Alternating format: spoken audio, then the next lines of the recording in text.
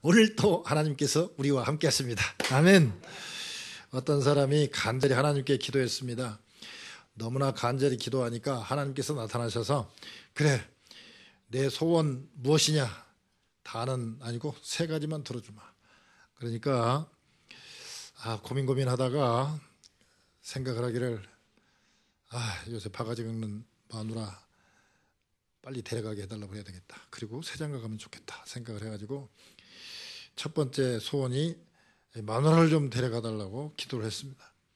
소원이라고 말씀드리자마자 마누라가 세상을 떴습니다. 문상객들이 팍 와가지고 이렇게 좋은 아내가 이렇게 가서 얼마나 안 됐냐고 그러면서 막 하는데 들어보니까 자기도 모르는 사이에, 남편도 모르는 사이에 많은 사람들에게 선행도 하고 좋은 일을 많이 해가지고 평판이 너무 좋은 거예요. 그래서 가만히 생각하니까 이런 아내를 갖다 괜히 첫 번째 소원으로 얘기하고 데려가겠구나 생각을 해가지고 하나님 다시 좀 아내를 살려주시면 좋겠습니다. 그래서 두 번째 소원까지 다 끝나버렸습니다.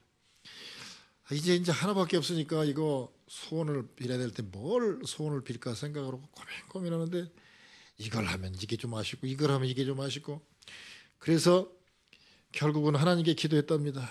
하나님, 제가 뭘 소원으로 내면 좋겠습니까? 그랬더니 하나님께서 즉각적인 말씀을 해주십니다. 지금 받은 은혜에 감사하는 마음을 달라고 기도해라. 그래서 세 번째 소원을 이렇게 기도했다고 합니다. 현재 내 처지 이대로 좋습니다. 이대로도 분에 넘칩니다. 너무 행복합니다. 라고 기도했다고 합니다. 우리가 구할 것을 올바르게 안다는 것은 이미 받은 것이나 마찬가지입니다. 사람들이 막상 돈 있으면 좋겠다, 뭐 있으면 좋겠다 그러는데요. 진짜 소원을 한번 얘기해봐라. 그러면 돈보다는 이게 더 나은데? 돈보다는 건강이 더 낫잖아. 건강하면 또 뭐해? 또 자녀들이 잘 돼야 되잖아. 생각하다 보면 진짜 만약에 하나님께서 오늘 밤에라도 딱 이름을 부르면서 내 소원이 무엇이냐? 내가 들어주마. 한 가지만 들어줄게. 내가 한 가지 소원 얘기해봐라. 그러면요. 그 한 가지. 나의 모든 인생의 모든 전 존재를 걸고 참 하나님께 이 소원 하나 들어주면 정말 편하겠다, 좋겠다, 행복하겠다라고 생각하는 그런 소원 하나 찾아내기가 그렇게 쉽지 않습니다. 오늘 성경에 보니까 야고보와 그 요한의 어머니 되는 살로메가 예수님께 찾아와서 우리 두 아들에게 좀 잘 좀 해달라. 원하는 게 뭐냐? 그러니까 내 두 아들이 주의 나라에서 주님의 좌편과 우편에 앉게 해달라. 좌우편에. 우리식으로 말하면 좌의정 우의정 되게 해달라고 일종의 청탁을 하러 왔습니다. 그러니까 예수님이 네가 구하는 거 잘 모르고 있다. 네가 지금 그 구하는 게 그 뭔지도 모르고 지금 네가 구하고 있다 그랬습니다. 우리는 잘 구하는 것 같지만 진짜 내가 원하는 거 그거 잘 구하는 것 같지만 우리가 구하면 하나님께서 야, 너 좀 잘못 구하는 것 같다. 네가 지금 그 의미를 알고 구하냐? 라고 물어볼 수도 있다는 것이죠. 그런데 좌우측에 앉게 해달라는 그 청탁을 듣고 있던 주위에 있던 12명의 제자 중에서 둘이니까 그 다음 나머지 10명이죠. 10제자가 다 분이 여겼다 그랬습니다. 화가 이렇게 난 거예요. 왜 예수님께서는 실컷 무엇을 원하느냐고 물어보고 그 다음에 답변을 하니까 너희들이 구하는 걸 잘못 알고 있다. 그 다음에 왜 제자들은 그렇게 또 분이 여겼을까? 그리고 예수님께서 나중에 세상 권세자와 또 하늘나라에서 그 으뜸이 되는 사람의 차이가 뭐며 으뜸이 되려면 어떻게 해야 되는가를 오늘 본문에서 말씀해 주고 있어요. 그래서 오늘 우리가 뭘 구할 것인가 그리고 으뜸이 되려면 어떻게 할 것인가를 오늘 본문을 통해서 한번 생각해 봤으면 좋겠습니다. 오늘 이렇게 시작하고 있습니다. 그때에 그렇습니다. 그때가 어느 때냐? 그 앞에를 봐야 됩니다. 그 앞에 보면 17절에서 19절을 한번 보면 이렇습니다.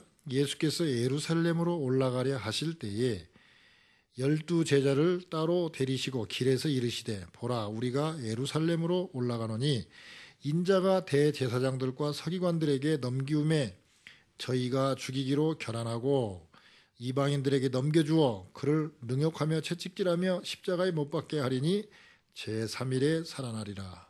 뭔 말입니까? 지금 예루살렘으로 가고 있어요. 어디에서? 갈릴리 지방, 이스라엘 지도를 보면 지중해와 또 서쪽에는 지중해가 있고 이스라엘 땅 동편에는 갈릴리 호수, 그 요단강이 쭉 내려가면서 사해까지 있죠. 그래서 그 요단강과 지중해 사이에 있는 땅이 이스라엘인데 북쪽이 갈릴리 지방, 그 다음에 중간이 사마리아 지방, 제일 밑에가 유대 지방이죠. 근데 유대 지방에 예루살렘 있잖아요. 그러니까 예수님이 주로 어디서 사역을 하셨느냐? 갈릴리 나사렛이라는 동네에서 이렇게 갈릴리 호수 쪽으로 와가지고 갈릴리 호수의 8시 방향 쪽에 있는 그 일종의 그 호수 주변에 있는 도시인데 가버나움이라는 도시로서 상당히 큰 도시죠. 갈릴리에서는. 그런데 주로 가버나움에서 전도를 하시다가 이제 예루살렘으로 가시는 거예요. 잘 아시다시피 예수님은 그 당시 어떤 사람으로 인정됐냐? 훌륭한 선생, 선지자가 아니냐? 뭐 이런 식으로 생각을 하면서 막 지금 떠오릅니다. 예수님이 가시는 곳마다 병자들이 낫고 하늘나라에 대한 어떤 복음을 선포하는데 이제까지 들어봤던 그런 내용이 아니다. 아주 기가 막힌 내용이다. 그러면서 저게 이단이냐? 그렇지 않으면 진짜 하나님의 선지자냐? 막 좋은 선생이냐? 그렇지 않으면 뭐 좀 이단적인 그런 이단한가? 뭐 하여튼 막 떠오르는 그런 일종의 선지자, 어떻게 보면 이단 종파의 교주 같은 그런 느낌을 받는 예수님이 드디어 가버나움에서 이제 그 이스라엘의 가장 중심지인 예루살렘으로 가는 거니까 제자들이 생각할 때는 어떻게 했어요? 제자들이 생각할 때는 마치 영적으로 군대가 예루살렘을 정복으로 들어가는 것 같은 일종의 정복군처럼 지금 가고 있는 거잖아요. 그러니까 예루살렘으로 가까이 갈수록 제자들은 긴장도 하지만 걱정이 안 돼요. 왜? 예수님이 기적만 한번 베풀면 뭐 싹 달라지는데요. 그리고 그 전에 예루살렘에 한번 갔을 때 성전에서 막 그 장사하는 사람들 상을 뒤엎고 그런 모습을 보면서 야, 예수님이 예루살렘에서도 저렇게 권세 있게 행동하시는데 아직 그 예루살렘 가면 이제 왕 되는 거 아니냐. 예수님이 그 지금 마태복음 지금 우리 17장 보면은 그 전부터 가야 되겠네요. 예수님이 예루살렘으로 가서 죽는다는 말씀을 이 성경상으로 보면 3번 말씀해요. 마태복음 16장에서 제자들에게 너희는 나를 누구라고 보느냐? 세상 사람들은 나를 누구라고 하느냐? 그러니까 뭐 선지자라고 합니다. 뭐 선생님이라고 합니다. 엘리야라고 합니다. 근데 너희들은 나를 누구라고 생각하냐? 그러니까 베드로가 주는 그리스도시요 살아계신 하나님의 아들이시니다. 그러니까 와, 이걸 알게 한 것은 하나님이 알게 한 것이다. 그러고 막 너한테 천국 열쇠를 주마. 너를 베드로라고 하겠다. 네 반석 위에다가 교회를 세우겠다. 막 내 교회를 세우겠다고 막 그러면서 칭찬을 막 합니다. 그러고 난 다음에 나를 그리스도로 아니까, 내가 말하자면 세상을 구원할 자로 아는 하나님의 아들로 아니까 그때서 천기를 누설합니다. 내가 하나님의 아들로서 이제 예루살렘에 가면 내가 십자가에 달려서 3일 만에 다시 살아난다. 그러니까 베드로가 있다. 베드로의 그 장모님이 왜 아픈지 아세요? 베드로가 그런 대로 배도 갖고 있으니까 먹고 살만 하니까 딸 주면 요즘같이 노마 식민지에서 먹고 살기 힘든데 배는 농사하고 달라가지고 고기 잡아갖고 먹으니까 괜찮거든요. 그리고 세무서에서 와가지고 그 고기 잡은 거 일일이 카운트해가지고 세금 받아가는 거 아니니까 가장 먹고 살기가 괜찮은 게 어부였어요. 그 당시. 농사는 뭐 다 뻔히 아니까 다 걷어가니까.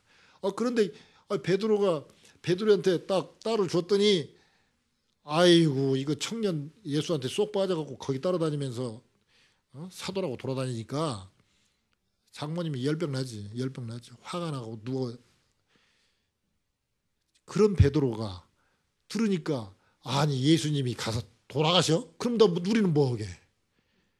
아니 참 그 부인하고 결혼하고도 부인 놓아두고 지금 따라다니는데 쭉쭉 따라다니는데 지금 몇 년을 따라다니나 2년 이상을 따라다니는데 이제 십자가 돌아가신다고? 아유 그럼 우리는 뭐야? 그럼 황이잖아 이거. 그러니까 베드로가 그러시면 안 됩니다 하고 16장에 보면 마태복음 16장에 보면 안 됩니다. 그러니까 사탄아 물러가라 내 뒤로 물러가라 하면서 또 거기서 책망을 하는 모습을 봅니다. 그리고 또 17장에 가니까 예수님이 베드로, 야고보, 요한 데리고 변화산에 갑니다. 일명 변화산에 올라가서 높은 산에 올라가고 변화되는 모습을 딱 보면서 와 진짜 하나님이구나 하고 아주 기분이 좋았는데 내려와가지고 제자들한테 뭐라고 하시냐면 나도 예루살렘에 가갖고 내가 예루살렘에 가면 내가 또 십자가에 달려서 죽게 되고 3일 만에 살아난다. 그러니까 살아난다는 얘기는 둘째치고 가서 죽는다. 그러니까 제자들이 17장 23절에 보면 근심하였다 그렇습니다. 그 얘기 듣고. 근데 20장 지금 바로 우리가 17절에 19절에 보니까 이제 또 예루살렘에 가면 내가 죽는다. 점점 예루살렘에 가까이 가는데 그런데 놀라운 사실은 제자들이 이때는 근심하지도 않고 막지도 않고 오히려 좋아해요. 왜 좋아하냐? 가만히 예수님 하는 거 보니까 십자가에 가서 달리실 것 같지가 않아요. 기적을 베푸는 모습이라든지 당당한 걸 보니까 야 이거 예수님 예루살렘 가면 진짜로 다윗의 왕권을 회복하는 정말 그런 예수님이구나. 그런 생각을 하면서 자 예수님이 왕이 되면 그 다음에는 우리 12이 장관이 될 텐데 장관보다도 좀 한 자리 더 높은 우리식으로 말하면 우리 조선시대로 말하면 뭐 병조판서, 호조판서, 판서는 장관급이잖아요. 근데 그보다 더 위가 뭡니까? 영의정, 자의정, 우의정인데 여기서 이제 좌우에 앉게 해달라고 그랬으니까 우리식으로 말하면 자의정이나 우의정하고 나머지 제자들은 판사나 하라는 거잖아요. 그러니까 제자들이 생각할 때는 얼마나 화가 나겠습니까? 기분이 되게 나쁜 거예요. 근데 예수님은 지금 분명히 3번씩이나 내가 예루살렘 가면 서기관들이나 바리새인들이 나를 잡아다가 십자가에 달리게 할 것이다. 그랬으면 그 말을 믿고 조심하고 근심하고 기도하고 순교를 각오해야 될 텐데 제자들은 그런 생각을 안 해요. 왜?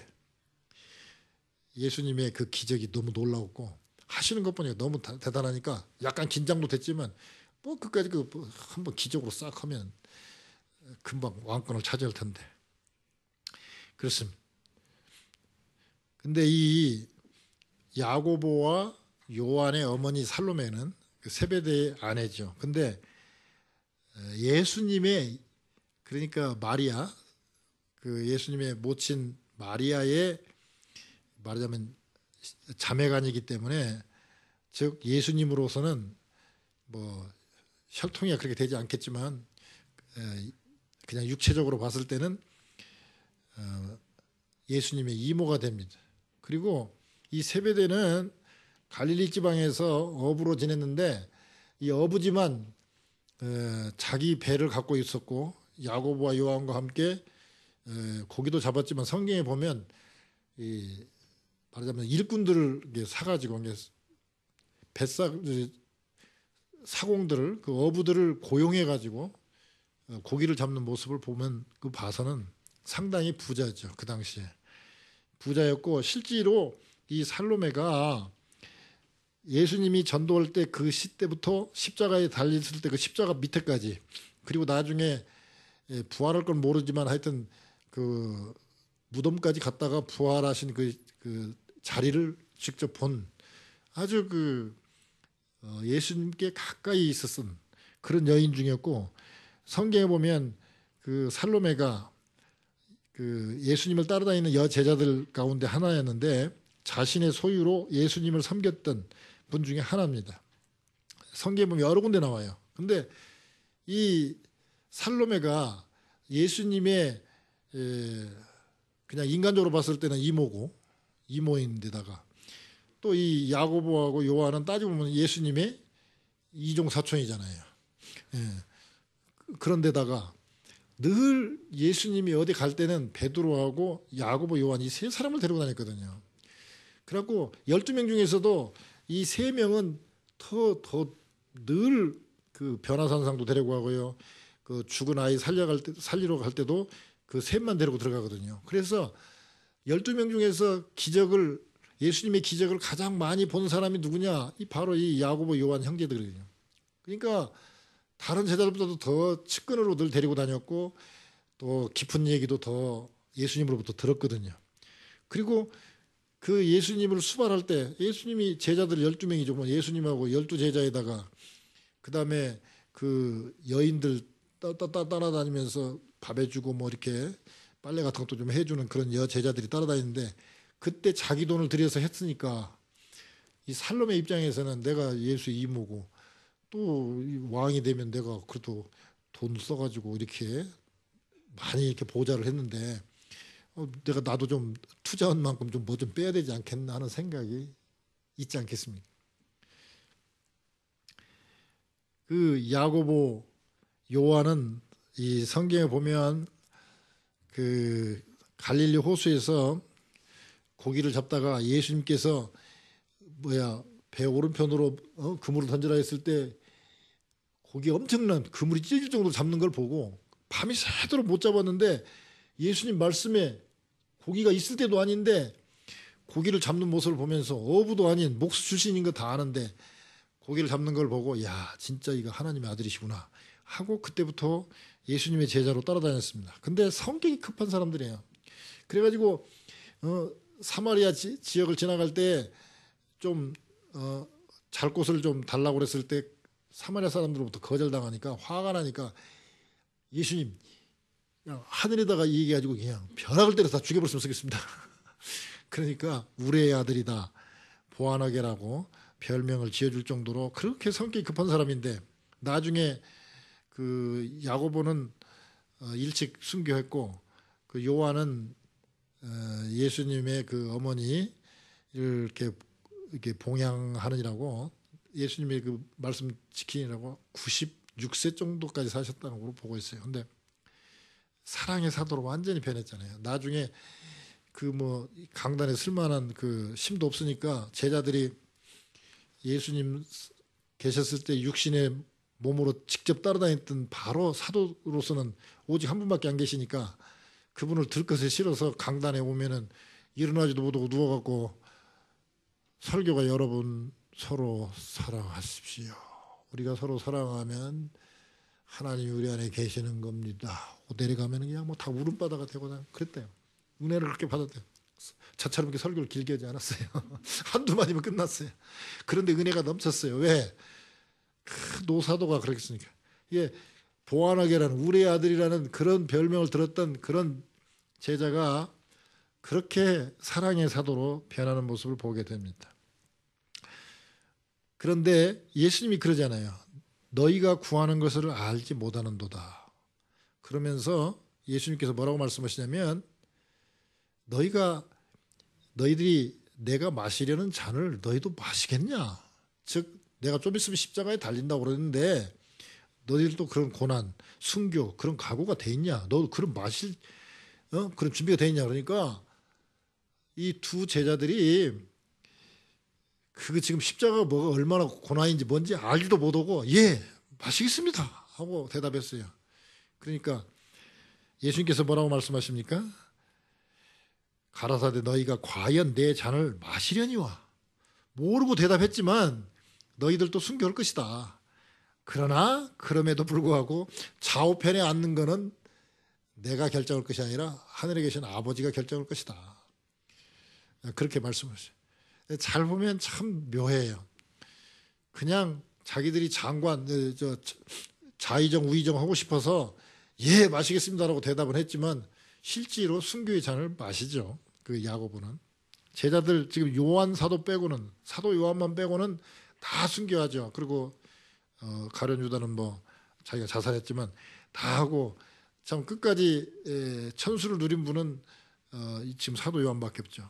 근데 대개들 다 그 고난의 잔을 마셨어요. 뭐 따지보면 사도 요한도 순교만 안 했을 뿐이지만 고난의 잔은 마셨죠. 밤모섬에 가서 유배도 되고 그 전에 오는 야사에 가면은 그 황제가 죽이려고 기름이 펄펄 끓는 가마에다가 집어넣는데 사도 요한이 들어갔다 그냥 나오는 거야. 아무렇지 않게 죽지도 않고 나오니까 안 되겠다. 이거는 어떻게 해야 되나 해가지고 밤모섬에다가 유배를 했잖아요. 근데 그 밤모섬에 가면 정말 힘든 곳이 밤모섬인데, 그러니까 이분도 참 고생 많이 하셨죠. 그런 걸 보면서 우리가 예수님께서 너희가 구하는 것을 알지 못하는도다, 그 말씀은 뭐냐면 내가 십자가를 지게 되고 다시 부활하고 그 하는 목적이 뭐냐, 결국은 너희들 구원받고 천국 가게 하는 것이 가장 중요한 일인데, 너희들은 지금 세상 왕권에서 왕이 되면 좌우의 정승이 되고 싶어가지고 그런 욕심만 갖고 있느냐. 너희들이 진짜 구하는 게 뭐냐, 이게 아니다. 이게 아니고 참 하늘나라 확장에 쓰임받는 그런 사명자가 돼야 되는데 너희들 지금 뭐하고 있냐, 지금 나는 죽으러 가는데, 그런 뜻입니다. 그래서 인생의 참 목적, 우리식으로 표현한다면, 종교적인 용어로 표시한다면 사명이죠. 우리의 사명이 뭐냐, 이제 우리가 왜 사냐, 이거. 돈을 왜 버냐 이거죠. 돈은 목표는 될 수 있지만 목적이 아니잖아요. 돈은 쓰려고 버는 거 아니에요. 왜 쓸 거냐, 이거. 왜 돈 벌어서 쓰냐 이거죠. 하나님 나라 확장을 위해서 써야죠. 그런데 많은 사람들이 이 돈은 하나의 수단이고 방법밖에 안 되는데, 그거를 목적으로 하는 사람들이 참 많아요. 이 진짜 목적을 알아야 돼요. 그래서 어떤 사람들은 그런 얘기를 해요. 시계보다 더 중요한 것은 나침판이다. 진짜 우리가 중요한 거는 시계 막 빨리빨리 하는 것이 중요한 것이 아니라 내가 지금 바르게 가고 있느냐. 서울 가는 사람이요, 방향이 틀린 부산 쪽으로 빨리 가면은요 더 멀어지는 거예요. 그러나 대전에 있는 사람이 서울 쪽으로 가는데 방향이 똑바른데 걸어서 간다. 그러나 부산 쪽으로 막 쏜살같이 가는 사람보다 걸어가더라도 방향이 정확해서 서울로 가는 사람은 서울에 도착할 가능성이 있지만, 부산 쪽으로 쏜살같이 가는 사람은 더 멀어지고 더 못 간단 말이죠. 그래서 우리가 인생도 좀 천천히 가더라도 정말 내가 하나님 뜻대로 가고 있는가, 방향을, 나침판을 지금 내가 보고 제대로 가고 있는가를 확인하는 것이 참 중요합니다. 그런데 아무튼 그렇게 좌우 정승이 되게 해달라고 부탁한 얘기를 듣고 제자들이 다 분이하겠습니다. 왜 그랬습니까?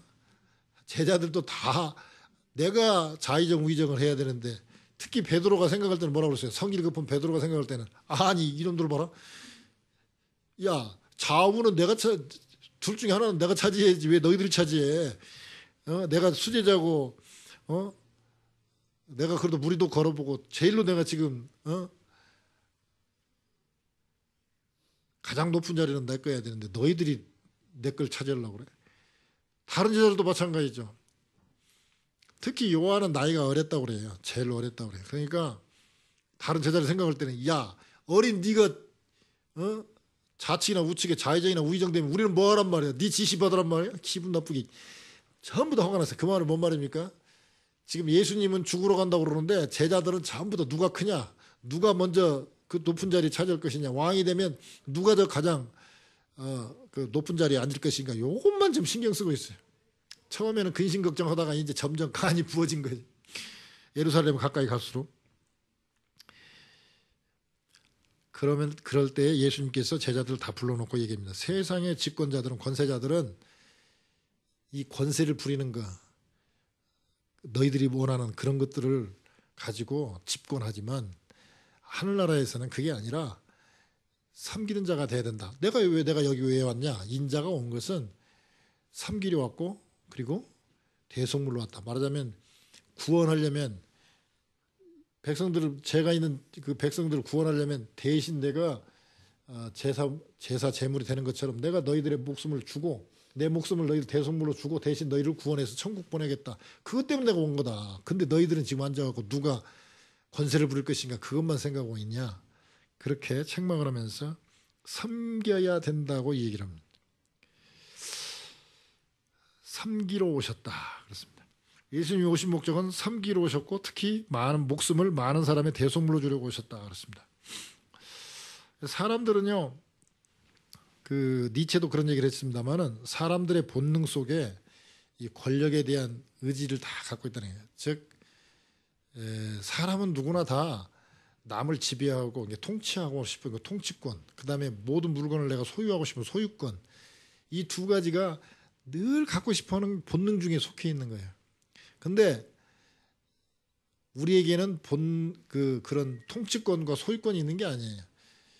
우리가 에덴 동산 쫓겨날 때 우리는 또 에덴 동산을 맡겨줄 때부터 우리에게 통치권이나 그 소유권을 주신 적이 없어요. 관리권하고 뭐라 그럴까 사용권만 우리에게 주셨어요. 그러니까 일종의 모든 소유는 하나님 거고 모든 그 통치의 그 근본은 하나님이 갖고 계시는 거고 우리는 그걸 맡아서 관리하고 사용하는 권한밖에 없는 거예요. 근데 많은 사람들이 기분 나쁘거든요. 나도 통치하고 싶다. 그래서 그 정치하려고 그 사람들이 돈을 그렇게 많이 벌어도 최종은 뭡니까? 정치하고 싶어 해요. 왜? 통치권을 갖고 싶어서. 통치권은 본능이에요. 근데 왜 그걸 갖고 싶어 하느냐?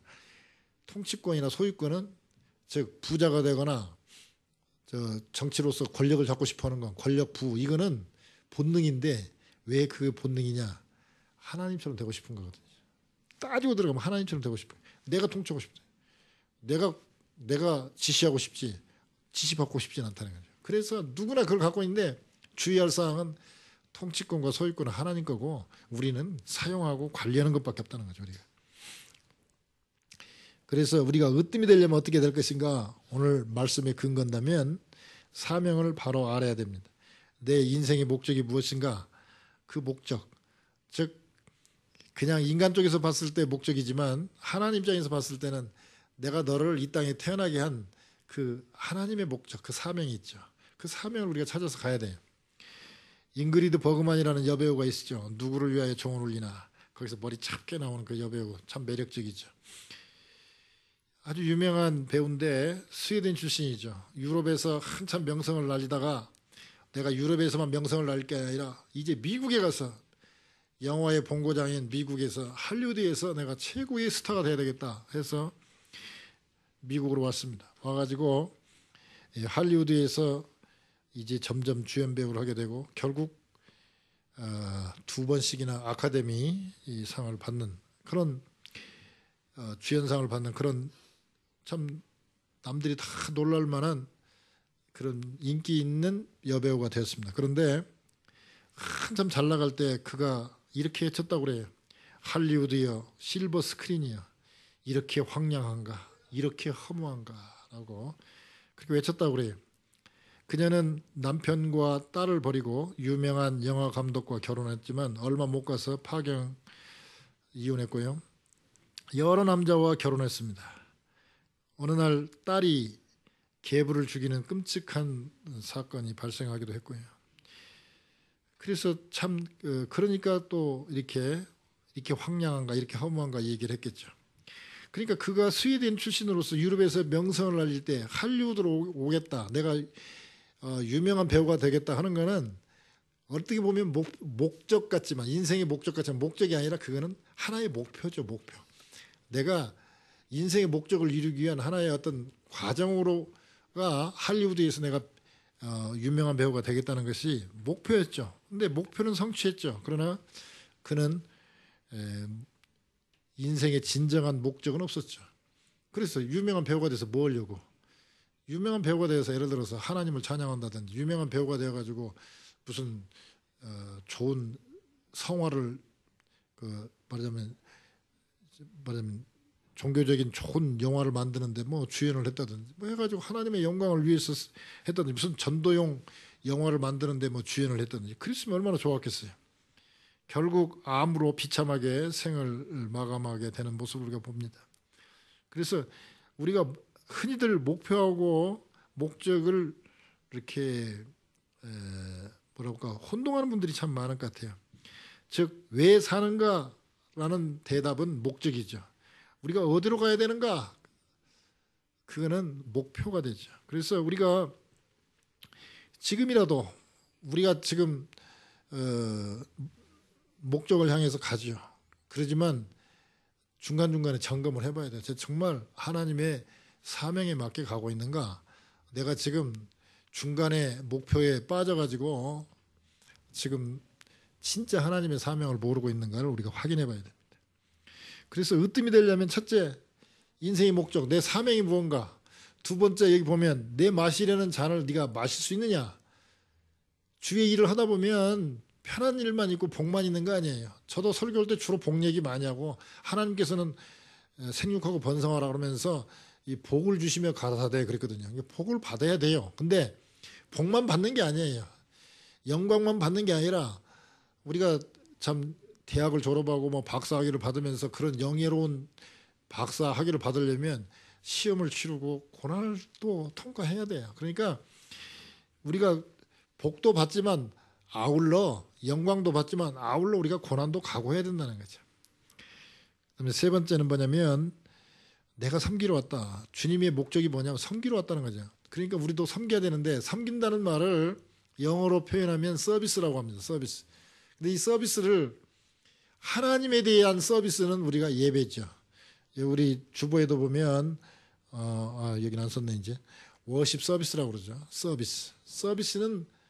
서비스는 이게 하나님께 대해서는 예배로, 사람에 대해서는 봉사, 섬김 뭐 이런 말을 쓰죠. 그러니까 이 서비스란 말은 참 너무나 좋은 말 같아요. 서비스.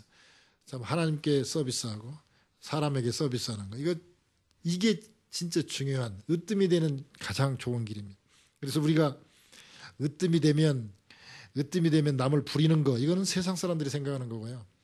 으뜸이 되려면 하늘나라에서 으뜸이 되려면 사명을 잘 알고 고난을 각오하고 섬겨야 되는 거예요. 매력적인 게 별로 없어요. 하늘나라에서 으뜸이 되는 거는.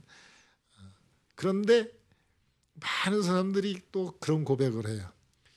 내가 나를 위해서 돈을 벌고 나를 위해서 쓸 때는 만족이 없었는데 내가 남을 위해서 봉사하고 섬길 때는 그렇게 행복하다고 그래요.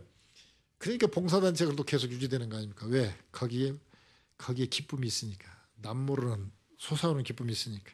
오늘 말씀을 정리해 보겠습니다.